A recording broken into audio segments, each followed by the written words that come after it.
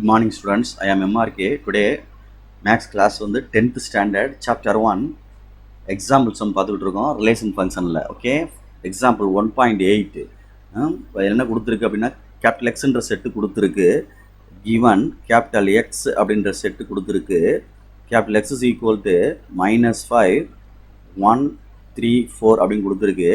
Next capital Y அப்படின்ற set கொடுத்துருக்கு, small A comma B comma சின்னு கொடுத்துருக்கு. நெக்ஸ்ட் ரிலேஷன் ஒன்று கொடுத்துருக்கு, R1 ரிலேஷன் கொடுத்து ஒரு பேர் கொடுத்துருக்கு, -5 கமா ஏ, நெக்ஸ்ட் 1 கமா ஏ, நெக்ஸ்ட்டு 3 கமா பின்னு கொடுத்துருக்கு.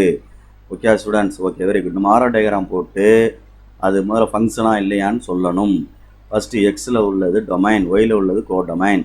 அப்போ -5 1 3 4 வெரி குட். இதில் வந்து ஏ பி சி பேர் பண்ணையில் இதை பார்த்து பேர் பண்ணு. -5க்கு ஏ, ஓகே ஸ்டூடெண்ட்ஸ், 1க்கு ஏ, இந்த 1 அந்த இதுக்கும் ஏ, அடுத்து 3க்கு பி அப்படின்னு இருக்கு.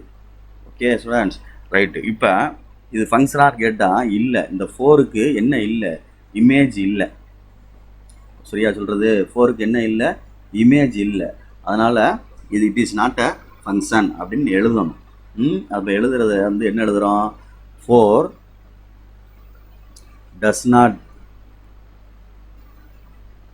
not have image in codomain, therefore it is not a function from x to y அப்படின்னு எழுதணும். Okay students, 4 does not have image in codomain, அதனால் இது வந்து ஃபங்க்ஷன் கிடையாது அப்படின்னு எழுதணும். Okay student, thank you.